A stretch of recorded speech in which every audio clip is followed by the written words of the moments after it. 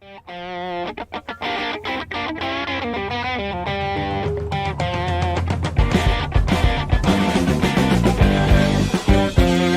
everybody, welcome to your second to last edition of the TraderMerlin show for 2021. It is December 22nd today. As you guys know, I'll be off Thursday, Friday, Monday, and then Tuesday I'm off. So we're going to have one more show after this. That's going to be with Larry Jacobson for our end of year wrap up for 2021, looking forward into 2022. So if you guys have questions for Larry or myself at any point, you know how it works. You send them in live here if you're watching during the live show. If you're watching an archive, you're listening to the podcast, go to TraderMerlin@gmail.com to send those questions into me. Today's show is driven by just that. There's about 6 questions that were sent in last night dealing with a wide variety of topics. So those are sent in at TraderMerlin@gmail.com. You can do that as well. And let's get on with the show. So greetings, everybody. Hope you had a great day. Mine was really quiet. Obviously, we were seeing a nice little pop here. Skilled Stocksman saying Santa rally. Remember, the Santa Claus rally, by definition, doesn't start until next Monday, right? So on Monday morning, that is, in theory, that period of time, that 7-day window where you have the last 5 days of the year and the first 2. That's what the Santa Claus rally is. And again, the average is about 1.3%, I believe. So we'll check and see how those numbers post. Or post for this year's Santa Claus rally. But so far, the last couple days have been great. I tell you what, I picked the perfect time to sell some puts, right? All of a sudden, markets have jumped significantly in the 2 vehicles that I sold puts on. Wish I would have sold some more because I had great premium, and now my risk is dropping even more on those positions. So let's... thank you, Jerry. I will enjoy the time off going up to NorCal if I can get through all the snow and ice and rain up there. But Kenny says back-to-back 1-hour shows. Pretty sure we're not going to get a 1-hour show today, guys. I'm surprised my voice isn't dying. I did a 1-hour XLT yesterday, a 2-hour Crypto Investor Live program last night. I did a 2-hour Crypto Investor Live session this morning, and then I have to record 2 more videos for today. So it's a busy day on camera and talking, but we'll do our best.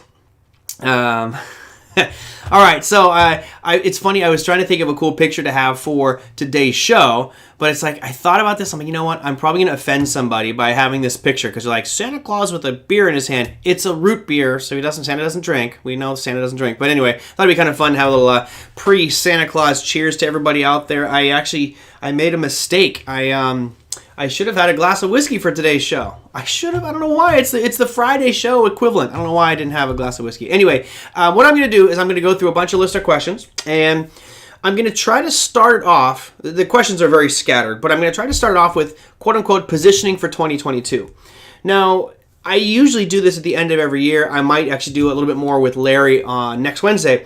But I'll run you through kind of what you should do. And it's not condescending. It's just basically saying there is a plan. Like a business owner, when they close their business down for a break, they look back and they say, okay, what did I do right? What products were selling? What weren't selling? How do I fix this, that, the other thing? Because I need to do whatever I can to get my business to the next level.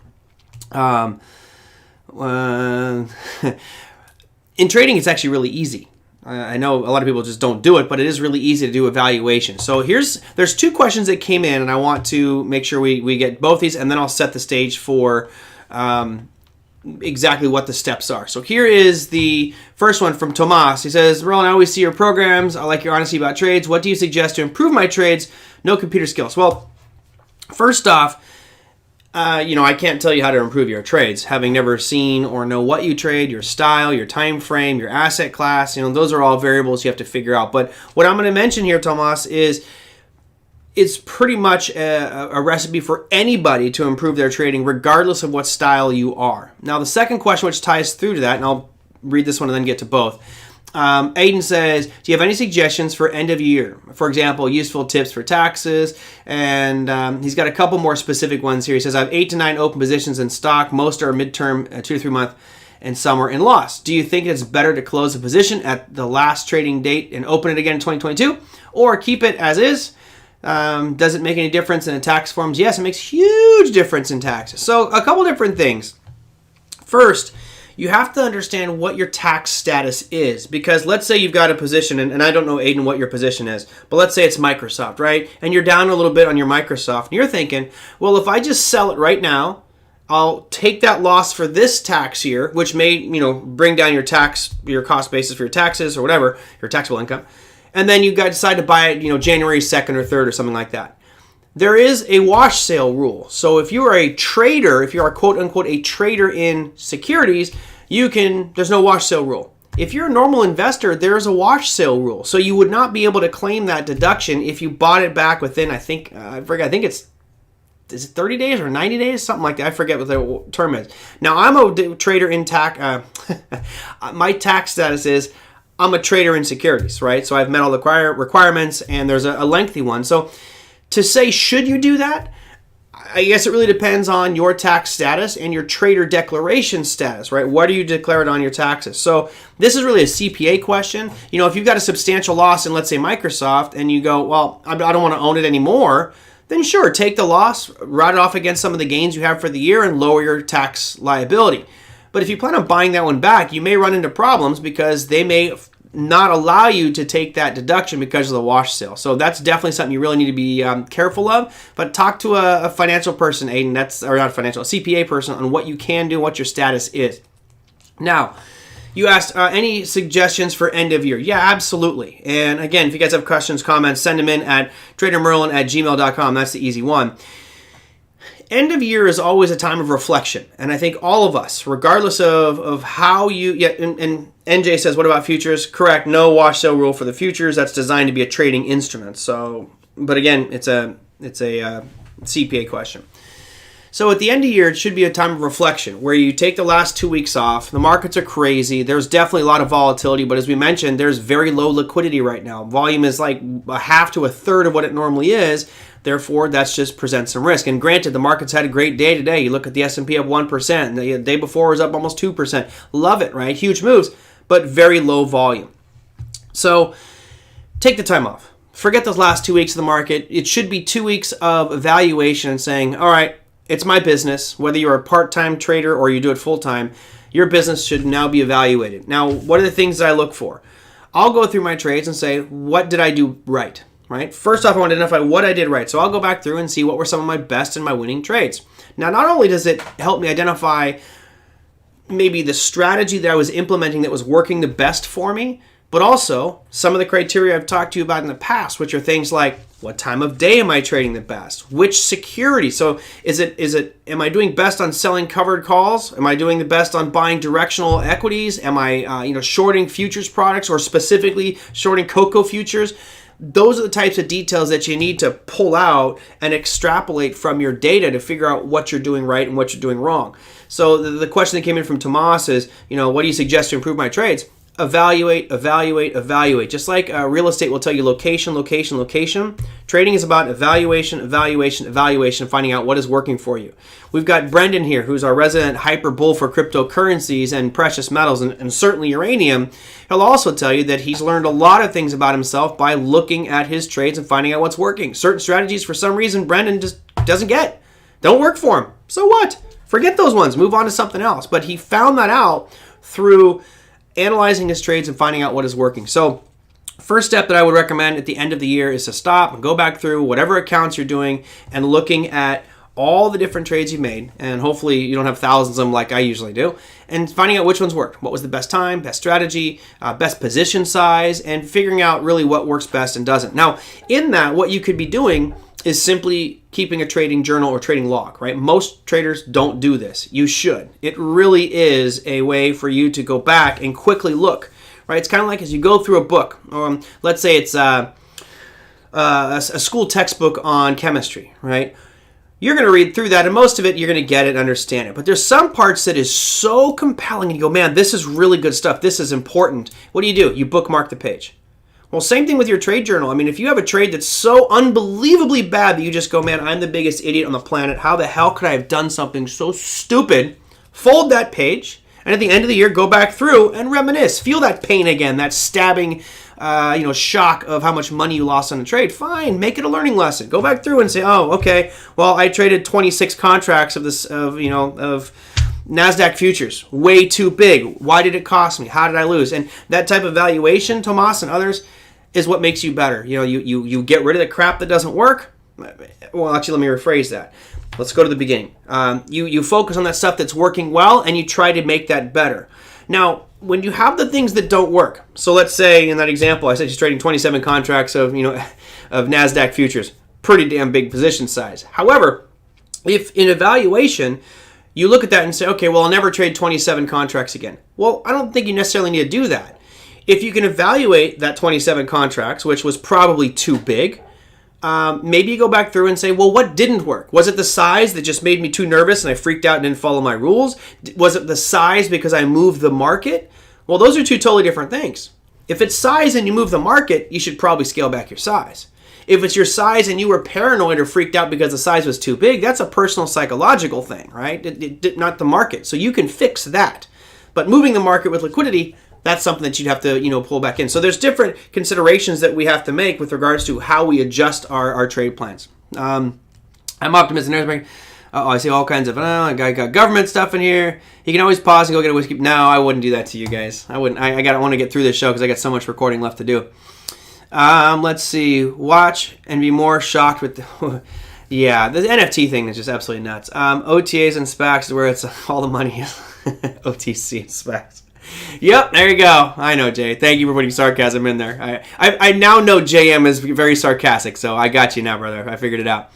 Your trading with general reveal what you're good at and what you're not. And again, I would probably say that's the biggest game changer. It wasn't about, I'm using this strategy. I mean, honestly, I hate to say it. I know for the online trading pattern, people here are going to be like, what the hell is he saying? You could throw darts at the Wall Street Journal and just go, I'm going to go long this one and throw it. And it hits a symbol and it's Johnson & Johnson. Great, I'm going long. You go long. And as long as you have a entry, a stop loss, and a price target, and make sure that your target is at least 3x your stop loss, you'll probably, over time, have a very successful run at trading and investing. Just simply because markets are designed to go up. And as long as you have a plan to not lose past a certain amount, you'll probably do okay. Now, of course, if you apply things like supply and demand and technical analysis and much more charting aspects to it, I think we significantly increase our probability of being on the right side of the trade. Granted, I make losing trades all the time, people. I like to think that I'm an expert in technical analysis. I've been studying it for 20 plus years. I love looking at charts. Am I wrong? Hell yeah. I'm wrong a lot, right? But there's times where you're right, and those glory trades which just keep on going and going and going, those are the ones that offset, 50 or 100 small losses. Who cares? Let's see. Brian says, I use short-term trading to pay for weed and lunch. Long-term works better for me. I've noticed that, and again, my evaluation this year has been my long-term trades, meaning trades that are lasting a couple weeks or longer, have done much better than my day trading this year. I've had not as many day trades as I normally do, which I guess is a reflection of how busy I've been at all times of the day, building content for OTA, hosting this show, and doing other things. So my time has been a little bit more consumed and hasn't allowed me to focus on my short-term as much. Granted, I still do some short-term trading, but it's not as extensive as it has been over the years. So my improvement, and I've noticed I had a really good year, has been holding longer term and really stepping back and looking at the bigger picture, the bigger time frames, and focusing on those. I learn more when I lose. Absolutely, boss. 100%. And this is why I remember years ago when I used to teach the physical classes in Online Trading Academy. So I think the last class I taught was 2010. And one of those last classes, I say last class, physical on location class, other than the crypto, which I taught in 2017. I remember in class, near the end, it's a 7-day class, and we start on a Saturday. By Monday, you're live trading, and then you layer on and you get better and better and better, and more techniques and strategies, etc. By Friday, this one guy raises his hands. He goes, I listened to you just talk about all these losing stories. I want to hear about the winning stories. And I went, I stopped for a second. I thought, well, he's right, because it's creating the impression that all I do is lose. And I told the person, I said, look, every time I have a winning trade, it's really nothing to boast about. All I did was what I'm supposed to do. I literally followed all the rules that were put in place. It did what I thought it was going to do. Great. I don't see the need to gloat about that because I was applying my skill set that I learned and applying the rules. Done. Why brag? I'm telling you those losing stories, which I've done with you guys many times, is because those stories, as Boss Poopa says, you learn a lot more from those, right? That is the most important piece, is how you lose money. And again, I think I've done it for you before. I have a 10 laws that I have for myself that are the result of massive losing trades. And so every time I have a really bad losing trade, I write down, what was I doing? What was my problem here? And I guess, you know, we could probably maybe cover that one day and then go through and look at the trade that I made. Was it this year? No, the trade in 2020 when I had my 420 puts on the S&P live for you guys, telling you about it. There were 3 mistakes specifically that I made against my 10 laws that, you know, cost me to be a big loser. So find those rules and stick to them. I'd rather tell you about the losing than the winning. Do you use a software tool to manage all your trades? I do not. Nope. I do it all mentally in pieces of paper. You know, if I have a really bad trade, like for example, I know exactly what happened on my trade from 2020 on that SPY. I can relive that one painfully and see what I did wrong on that. I know exactly what I did wrong, and it's fine. No problem. I went into that knowing that this was all risk capital, and I lost a good portion of it.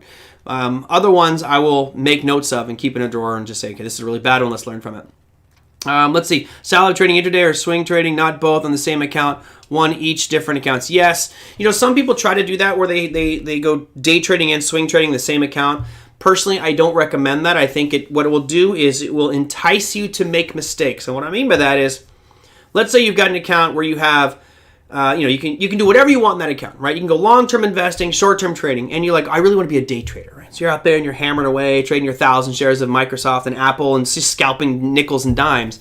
Then all of a sudden, it goes against you.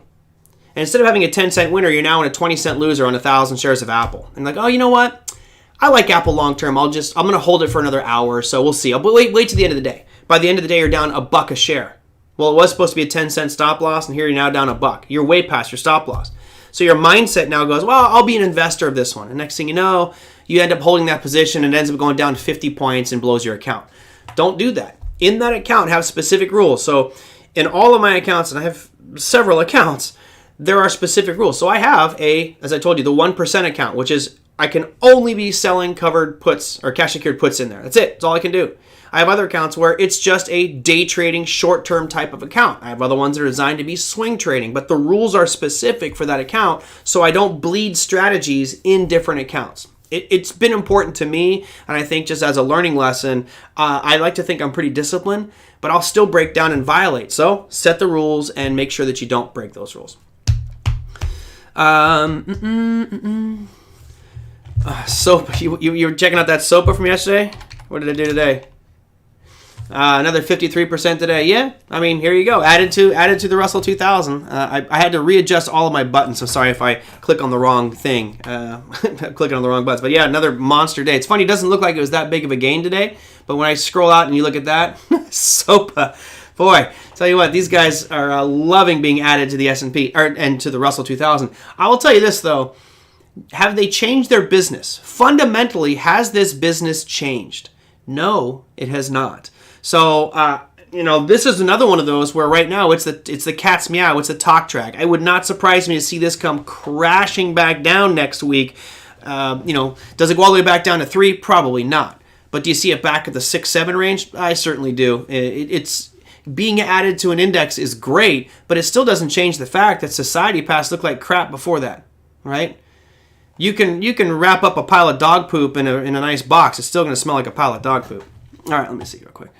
Let's see. Brendan says, selling too soon is one of my biggest errors. I also need to add winners more aggressively. Sure, and I think that's a good point. It's when you're right, you should reward yourself. Add to positions. However, if you are adding to winning positions, remember, for each share or contract or position you add, you're increasing your risk. So you have to be moving your stop loss up accordingly, because if I decide, let's say I'm in 1,000 shares of Microsoft and I want to risk $1,000, right? That's my maximum risk. I'm 1,000 shares, I'm risking $1,000.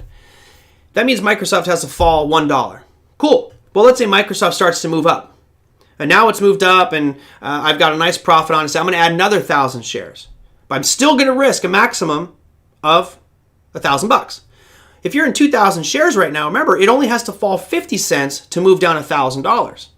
If you had another 1,000, it has to move down 30 cents to be a $1,000 loss. So as you scale in, remember, your stop losses are going to need to be adjusted to accommodate for that excess share size. And, I personally ratchet up, because you're tightening the wiggle room you give that security. And if you get stopped out, you get stopped out. But sometimes you get the securities that move like SOPA, which just vault higher and higher. Great, let them run. Let's see. I love how much I have learned from losing. Yeah, it's the only way to learn. I mean, look, you can take classes and you can learn rules, you can learn structure, you can learn strategies and tactics and all the different things that we teach on the Trading Academy. But until you actually get out there and apply it, that's where you really learn. You know, in a very crude example, you could think about the first time you were intimate with a significant other, right? You can read all the dirty magazines you want, but until you finally get in that position, you don't really know what you're doing. Oh boy, sorry for the crude analogies today. I'm not even drinking. Let's see. Aiden says, I'm a long-term holder of crypto in 2022. I need to learn how to exit sometimes near highs to keep some profit and buy in lower prices. This is the biggest conundrum of cryptocurrency, right? Because at this point, everyone's still in belief, as am I, that this is a nascent young industry. It has a lot of upside potential. So, do you want to get out of something that all of a sudden could double, triple, or 10x in price over the next 3 days? That's the challenge. I usually am a long-term holder, but there are multiple times where I've unloaded every single token or coin I have a position and then bought back in at lower prices. So I think a lot of it deems into market timing. I think that traditional market timing doesn't work as good yet because institutions aren't in.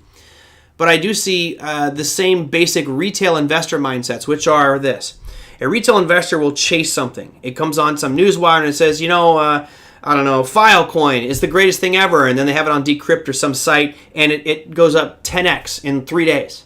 That's the time where you want to start looking to short it. Now, it's dangerous to short something that's shot up 10x, but generally the retail investor chases things, and there's a whole bunch of people left holding the bag, and it comes ripping back down, and then maybe creating a better buying opportunity. One example in right now, we did in the Crypto Investor Live program today, I have pending orders right now on Luna to short. Which is crazy. You look at Luna, you're like, why the hell are you shorting Luna? Let me bring up Luna for you guys. Luna is one of the hottest cryptocurrencies over the last couple weeks. Look at this. We have 1, 2, 3, 4, 5, 6, 7, 8, 9 days in a row of nothing but up. And this isn't small ups, guys. It's gone from $51 to almost $100. So you're looking at a 100% rate of return in the period of 10 and 9 trading sessions, right? Well, that doesn't mean it's done. But as you can tell, it's got this nice shooting star formation right now. I have a pending order in to go short. If it breaks down below 86.95 is my entry. It hasn't been hit yet. Shorting these things it takes some serious cojones. That monster move. If this thing jumps up another 100% after it triggers me short, I'm gonna blow my account. At least in this one. So that's why we put stop losses in place and make sure that if you are shorting them, you protect yourself. Good one. But I'm generally very, very bullish on the crypto market. Oops. Sorry, I picked the wrong one. Sorry, John O'Donnell. I told you I switched my screens. There you go. There's the shooting star. There's the 10 days up in a row. My bad. I got to get used to this new control panel I have since I deleted stuff yesterday. Let's see. What else do you not trade besides pharma and Apple? Pretty much, I'm open to anything. Those are just the ones that have burned me so bad. So there's one other security. I think I told you. I wrote a song about it. It was Cisco. So Cisco, I haven't traded Cisco since 2002, I think 2001 or 2002. Cisco bit me bad. Oh man, it was brutal. It was a horrible trade. But anyway, I think I told you guys the story. But it was so bad. I wrote a song about it. And someday, if I can actually play the guitar well enough, I'll record it because I think it's just a hilarious song. But Cisco is about it. Other than that, there's nothing that's off limits to me. I other than Apple, pharmaceuticals, and Cisco. Are there some futures products that I'll be apprehensive about trading, like rough lumber or live cattle? Yeah, because I'm not well versed on the contract specifications of those types of markets. Doesn't mean I'm not going to. It just means that those have more risk, and I'm aware of that because I know those markets. So, other than that, everything's pretty much on the table.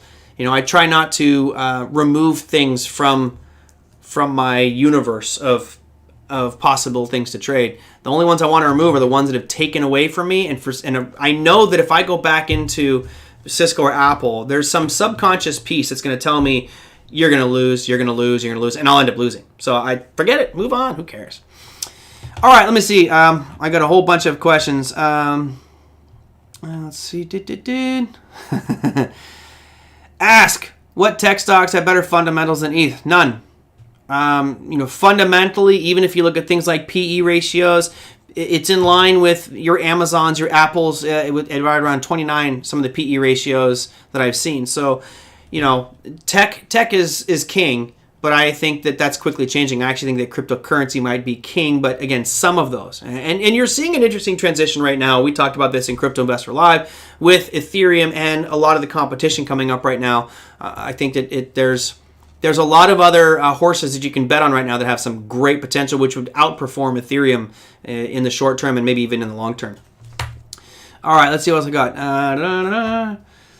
Well, a lot of consolidation going on. Yeah, dog poop Shiba. Guys, there's so many shit coins. It's ridiculous. They're all away. Lisa John. Sorry, guys. ETH has rock solid fundamentals. They do, but they also have a rock solid problem right now. They have a massive problem, and that is a conversion to proof of stake. And I mentioned this analogy. I'll just throw it out there for you guys. If you look at what Ethereum is doing, they are a steam locomotive, right? First locomotives are steam locomotives. Nice, big, clunky things. They did their job. You know, they were dirty, they were smelly, but man, they revolutionized transportation. And people would say the railroad industry, that has absolutely changed travel and distribution of products and services, particularly during the Wild Wild West, you know, where you just had Pony Express. Let's get them on a train, right? Going from New York to California, you're riding a horse, jump on a train, no buggies needed. Well, imagine that moment where the conductor has this bright idea and says, oh, we want to have clean air and we want to make sure it's more efficient, which is essentially what Ethereum is doing, right? They don't want to use proof of work, which is dirty and expensive, they say. Let's go clean and go to proof of stake. So what you're saying is the train's now moving down the track doing 30, 40, 50 miles an hour, and what you want to do is convert that steam engine to an electric engine while the train is running. And knowing that all the people who are taking the coal and shoveling it into the furnace for the steam engine, they're still shoveling coal into the furnace, knowing that they're going to be unemployed as soon as that thing goes electric. They're literally booted off the train. There's going to be some problems there. All right, let's see. What did Brennan say? ADA is not generating a lot of fee revenue. Yep, noteworthy project. They have some, but it's really not. They're not getting the fanfare, right? Solana is getting it all right now. So is Polygon. So is Avalanche. Definitely a shit. But let me go back to our normal thing. Merlin, do you know anything about binary options on? No, I don't. I remember I actually built a class on binary options years ago, but I just dropped it. This was like over a decade ago. So it was binary options and CFDs in the UK, but it didn't look promising to me. But hey, if someone's making money on it, great. What is going on? Infrastructure or prospects have faded? Prospects have faded. It got too much hype for Cardano, and I still think they'll be around. I think it'll take a while to get back to its glory days. There's definitely projects being built, but the attention is elsewhere. The attention is really on Solana and Polkadot. Solana, Polygon, and Avalanche right now are the hot ones, but let's keep going. All right, so as far as improving, that's the reflection. That's what I do. I go back through and I'll look at my trades, see what I did right, see what I did wrong, and see if there's anything I need to modify, right? You guys know I have a 40-plus page trading plan, which is stupid. I could probably condense that down, but I'll go back through and saying what's not working, right? What hasn't been working? And the only thing that really hasn't been working for me this year is there's been a couple of really aggressive trades I make that backfired and take some losses, but I don't think it's anything that's outside of my trading plan other than you traded too big. That's pretty much it for me.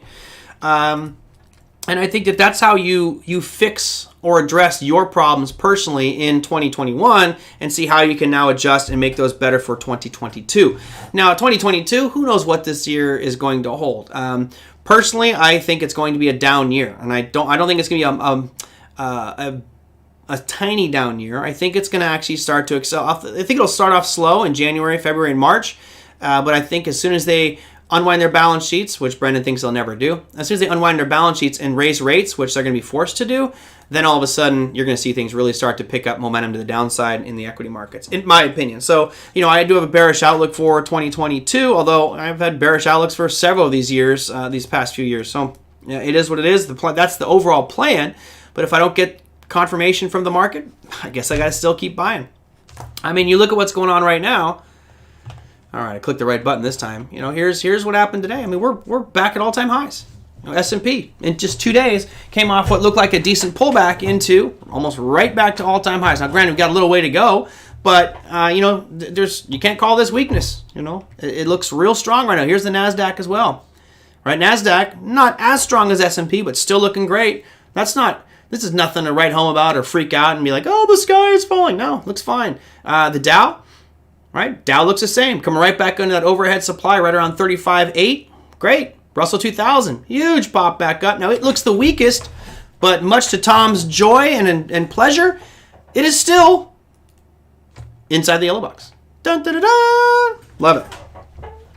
Get long gold, silver, and Bitcoin. I am long all three of those, my friend. I am long silver, much heavier than I am gold. My silver SLV did good today, which is great. Got me back into positive territory on this one.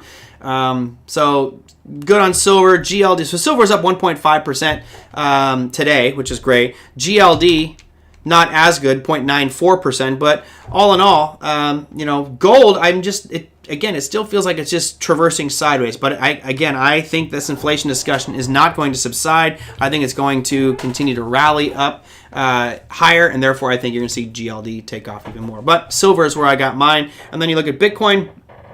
Bitcoin stabilizing, but not looking so great right now. I really didn't expect us to go much below 47,000. That's the last time I bought, was at 47. 42 is really that next target. If we get below 42, then I think we got a real problem. But this long bottoming tail, when we had that leverage blowout from all the people who were margin long on Bitcoin back on December 4th, that came almost all the way down to that 42. Well, it did come to 42,000, which was the logical bounce point. All right, what is it? Do you think we'll have a Santa Claus rally? Look, personally, if you go back to market norms, yes, I think we'll have a Santa Claus rally. I don't think. It's just my guess. And I'll put a Twitter poll up today. So as soon as I'm done with this show, I will put a Twitter poll up. Now you guys can check and go to TraderMerlin at Twitter and just to participate in it. I'd love to get your feedback.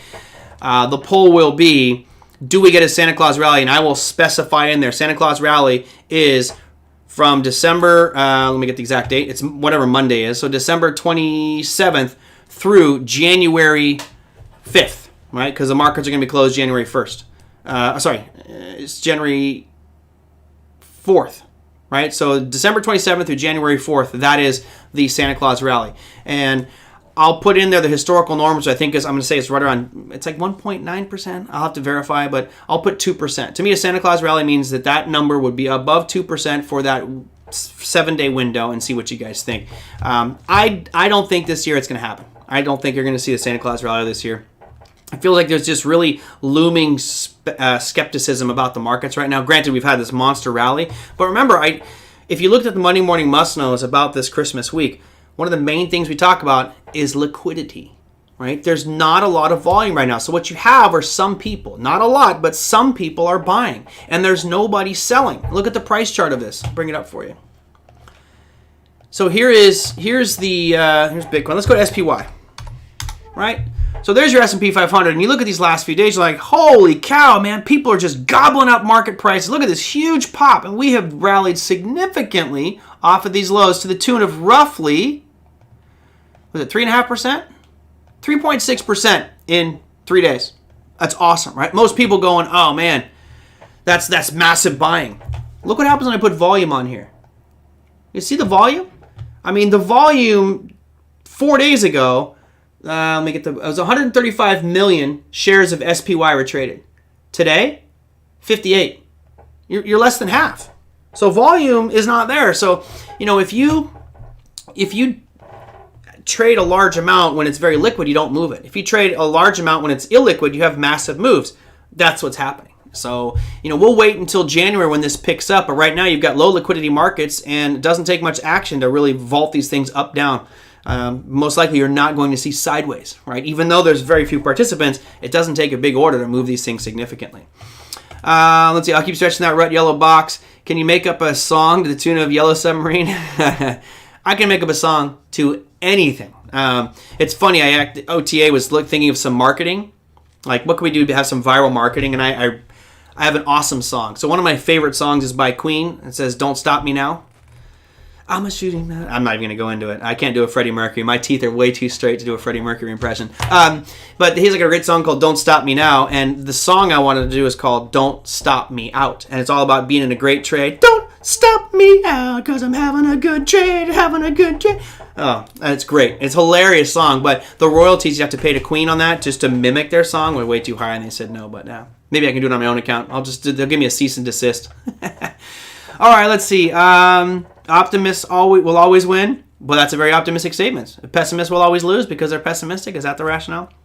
I wish there were options for stable, big project cryptos that price action behavior. So you can, if you can go to decentralized exchanges and be trading options on different cryptocurrency projects. Right now, Deribit's probably one of the biggest ones. They have Ethereum and they have Bitcoin futures with significant liquidity. Right now, the biggest open interest, it's crazy, the biggest open interest position for the March 2022 call options on Ethereum, basically people thinking that Ethereum is going to be X price, the biggest open interest is at 15,000.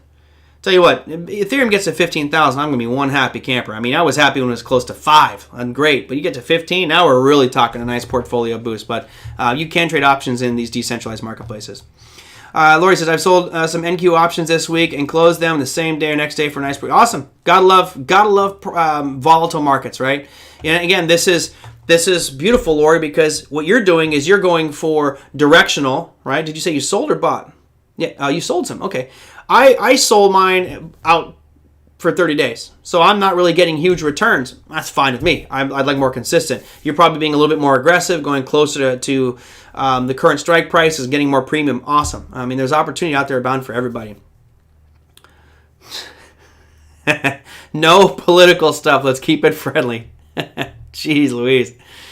Let's see. I almost got into a fight. All right. Okay. Yeah, $15,000 and $20,000 strikes for March. It's crazy how many there are. I mean, they're trading at sub pennies. It's nuts. All right, how much time do I got? Oh man, we're not gonna make an hour show. I can't do it today. Here is. I'm still getting used to the new buttons. Next question is from Jeff. So Jeff sent this question yesterday. Today he gave me some follow through and allowed me to get the exact position where he's talking about his Qualcomm.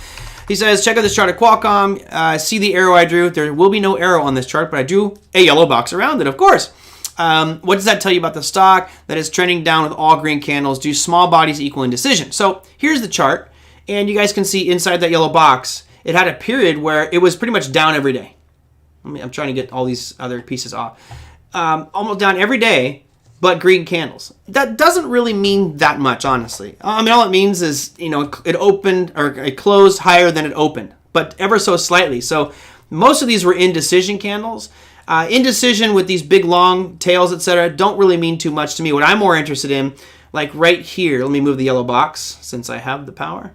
This guy right here, you see right as you have a nice sharp rally and you get that little indecision, those are ones I like better because it's that pause after a big run. And when you have a pause like that, generally that means that people are going to be taking some profits. And you can see on this one, it followed through the next day. Same thing here. Let me decrease or get rid of volume. You can see down here, you have this really aggressive sell-off. It bounces up and you have this kind of indecision candle, right? Well, set some rules. If it breaks above the high, go long. It did, and you had a nice trade. So I like to see small little indecision candles after an impulse move. That's just one of the odds for me. And it's beat Todd Davis. No, I'm beating Todd Davis. Todd's the king. Before making any investment, remember, you are definitely going to... Wow. I thought you were an optimist. Now you're a morbid optimist, Brendan. Let's see. What do we got here? Anyway, Jeff, so I don't make anything of the down. You can have a market that's gone down for months with nothing but green candles. Doesn't make much difference to me. Let's see. This is kind of a complex one. Let me see how much time I got. Let me see if I can skip that one. So Serge says, you've mentioned that in one of your portfolios you sell puts, predominantly selling puts, and if I get exercise, I'll sell calls against it for 1% monthly. It's 1% or more, right? I'm not striving to make less than 1%. How do you find those good premium options? What do you look for in the Greeks? I don't look for anything in the Greeks, and it's not like I'm looking for necessarily good premium. So what I'll do is... I'll share my screen. And so here you can see I go sector ETF. So one of the first things for me is I do not do this option strategy on individual securities. Now, I have done it a couple times. It's kind of breaking the rules, but I was pretty careful with it. But normally I want to use ETFs. I want to use exchange traded funds or some basket of securities so that I'm not caught holding a single stock. As you guys have seen, there's been some single stock action that's just mind-blowing how fast it moves. So this list over here, you can see I got IYR. So I've got most of the sectors of the S&P. Notice today, they're all up, right? Everything was up. So today is not an option selling day, in my opinion, right? I'm looking to sell options when these things are beat up. So let's go to XLE, for example. Here's XLE. So what do you think the option premium looked like on that day? You already had like 8 days in a row of down move, and all of a sudden it gaps down huge and it was a big red candle. The premium is going to be much higher. So I was selling this day. Probably was right around 52 and a quarter, right? Because it was right around the opening price. So I'm looking at when something's getting crushed and people are panicking and saying, I want to buy some puts. I'm out there going, I'll sell it to you. And the put option I did in here is all I did was say, where can I get 1% of my money? So basically, if you look at this right here, I think the put options were the 45s. I think that's what number I got. I really don't remember. I got too many options going on. But let's say it's 45 bucks, okay? If it's a $45 option, what's 1% of that? Well, pretty simple. Now, Margaret, I could trust me, I know the Greeks. I'm not an expert like Corey. I think that they can help you, but I want to make my strategy as simple as possible. So if I've got a $45 strike, I'm looking to make 45 cents worth of premium, right? That's 1% or more. So what I'll do is it's real simple. Let me see if I can find an example for you. Do I have it here? Let's go to Yahoo.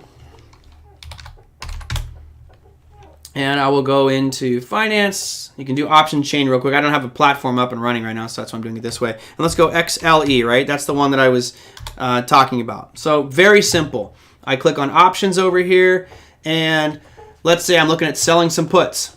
So I'm not going to do for December. You could do it for weekly, but I will change this to January 21st, which is going to be the monthly. All right.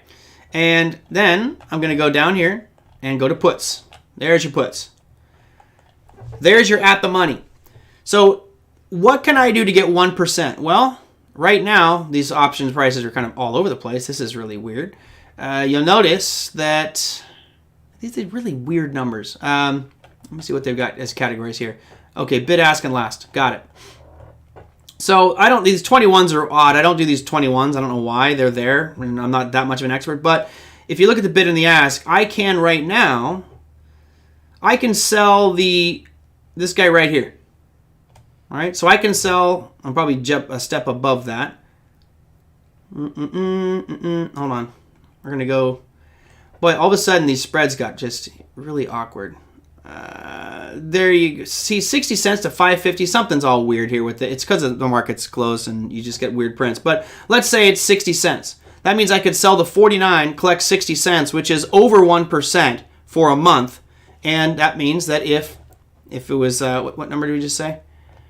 The 49s. That's all I'm doing. I'm keeping it very simple. So in this case, I could make 1% by selling the 49s. Well, yesterday, I could have sold the 47s and done the same thing. Or sorry, less than that, 45s, excuse me, way down here. So the Greeks certainly will help you, I think, make better, you can get better, I guess, yield by knowing the different deltas and all that stuff, but I just don't bother. I know it's oversimplified. Some of you guys are gasping right now like, oh my God, how could you possibly say that? Because I want to keep it as simple as possible. I'm only waiting for things to collapse. So right now, today would not be an options day. If I get a 2 or 3% down day next week, I may jump in and sell some more options, right? And I may go way down here. Who knows? I'm trying to make it as unlikely as possible for my position to be executed. So down here, great, let it happen. That's pretty much it, Serge. I'm not looking at the Greeks. They can help you, but I just don't spend the time on them. I have other things I want to do, and I just don't. That doesn't work for me. So I'm going just simply off price.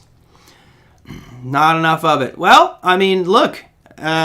With that, if with an option that I'm selling, I want 30 days or less. Could I be doing weeklies on this? Yes, but I have to do them every week, and it's just more time and effort. I'd rather go out and just do monthly. Evaluate it once a month. If I get exercise, I get exercise. If I don't, then great. I'll collect the premium and do it all over again, which has been the main for quite a while. Yeah, and I know that the purists out here, the options ones, are going to do want to incorporate all those Greeks and have more, I guess, a more calculated approach. Mine's just simply, are you going to pay me for it to drop down to here, and I need at least 1% for that risk? Fine, I'm in. I wouldn't do it when the market's green. You know, as you can see here, all this positive stuff here. I'm not selling puts today on XLY. You crazy? It's up 1.8%. That premium's just got sucked out of it. But I would have liked it a couple days ago after this really nice slide. And fortunately for me on Monday, you know, that was a good put selling day. Great. Awesome. So anyway, just trying to keep it as simple as possible. It's insane that stocks and options, etc., are still not tokenized or on-chain. Well, we'll get there, Brendan. We'll get there. At some point, the exchanges will go to a digital infrastructure. And you understand why, Brendan. You know this. It's because right now, there's an incentive on the part of the government and financial firms to keep things in control on their part, meaning the DTCC, which is a government organization. It's supposed to be a risk prevention protocol. You know, it's a little good old boy network, if you will, and that hasn't changed yet. But technology will cause that to change. And ultimately, we will see faster, more efficient transparency on blockchain type technologies, on NYSE, on NASDAQ, etc. But it's going to take some time to get there.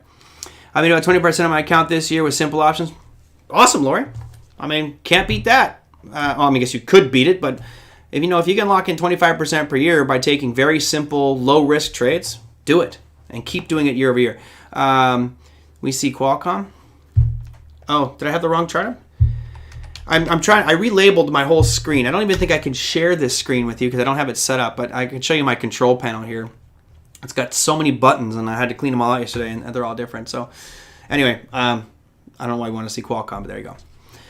Oh, let's not get into Elizabeth Warren. As soon as her comments on cryptocurrency, you want to see BBBY? Oh yeah, what did you want, NJ? You wanted the option chain on BBBY?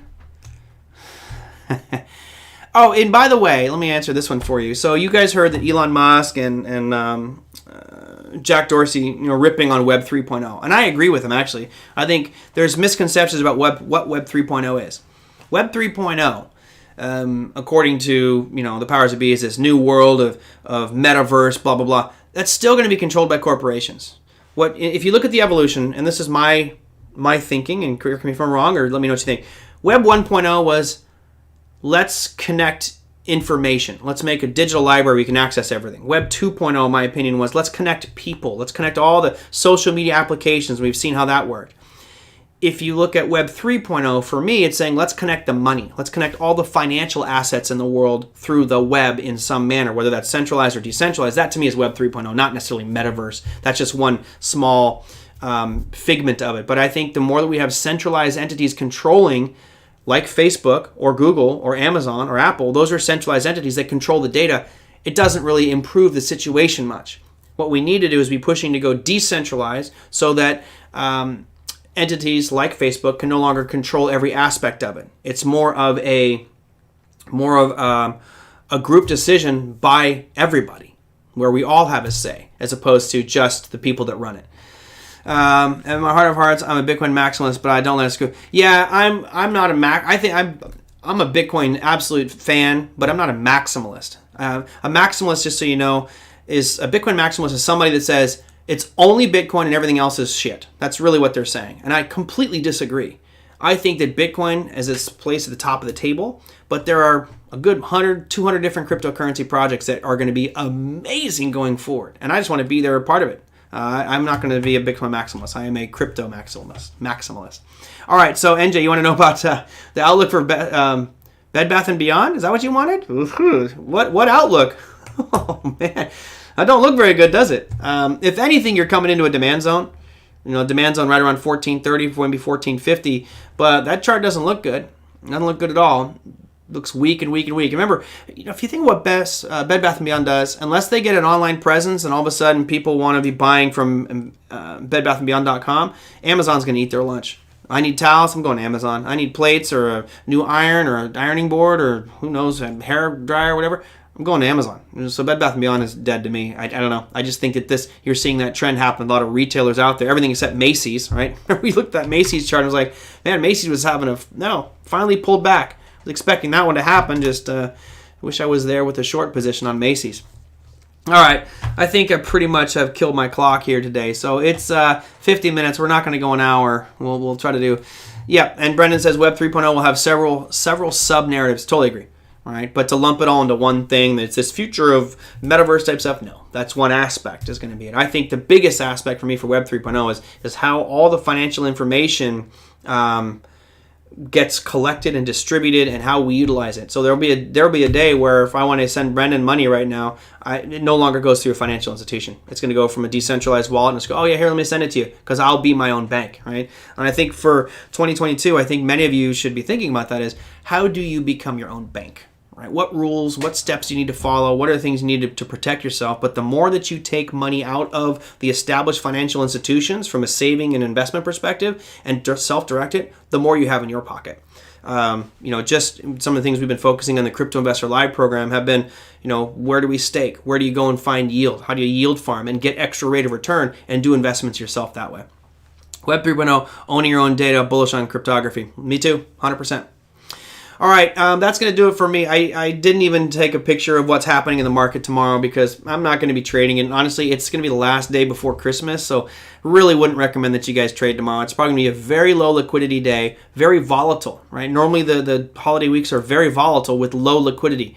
Take some time off, go reflect, go and look at how do you position yourself for 2022, evaluate your trades, come back, and if you have questions, send them on into me. I have one more show left this year. That's going to be next Wednesday with Larry Jacobson, so who knows, we might make it a 7-hour show with Larry, but we will do our best to answer whatever listener questions. The email's on the screen, TraderMerlin@gmail.com. That said, I hope that you guys have a absolutely fantastic holiday. Be safe, and I will see you on Wednesday. Take care, everybody.